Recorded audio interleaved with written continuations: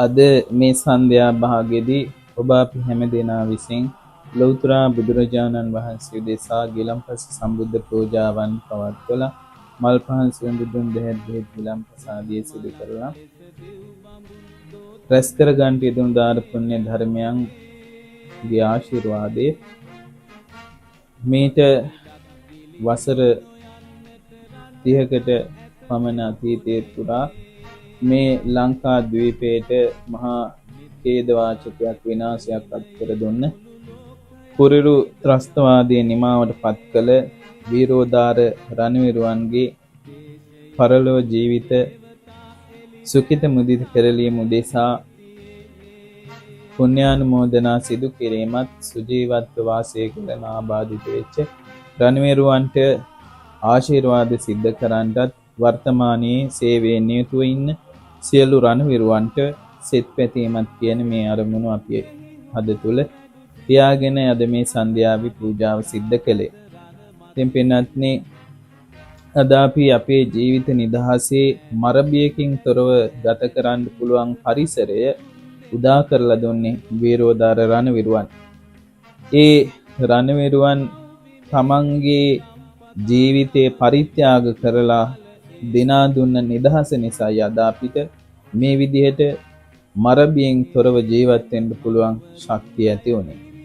ඒ ඇත්තන්ගේ ලේ කඳුළු දහඩිය ජීවිතය මේ මිහිතලයේ මත පස් කරලා දාපු නිසා. ඉතින් මේ පරිලෝක ගියපු සියලුම රණවිරුවන්ට අපි අද මේ සිද්ධ කරගත්ත සියලු පුණ්‍ය ධර්මයන්ගේ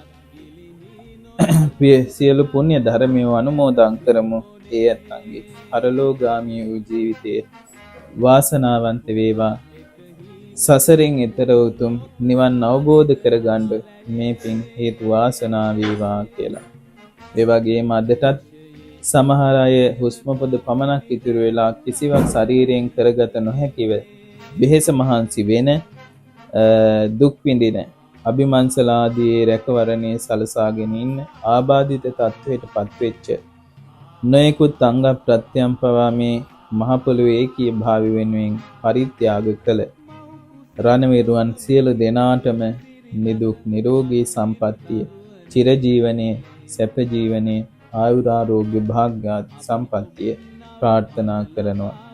ඒ හැම දිනාටම මේ උතුම් පරිත්‍යාගයට අපි සදා ණය ගැතියි. ඒ වගේම තමයි අද දවසේදීත් මේ රටේ ඒකීය භාවයට, රටේ සාමයට, ඒ වගේම මේ කාලය තුල ඇති වෙලා තිබෙන මේ ව්‍යසන ස්වභාවික ආපදා තත්ත්වයන් වලදී පසුපසට නොයා පෙරමුණ අරගෙන රටේ මහ ජනතාවගේ සුබ සිද්ධිය සඳහා රෑ දවල් දෙකේ අවැසි පිනින් නොබලා වෙහෙස මහන්සි වෙන වර්තමාන රාජකාරී යෙදিলা ඉන්න සියලුම රණවිරුවන්ටත් අපි ආශිර්වාද කරමු.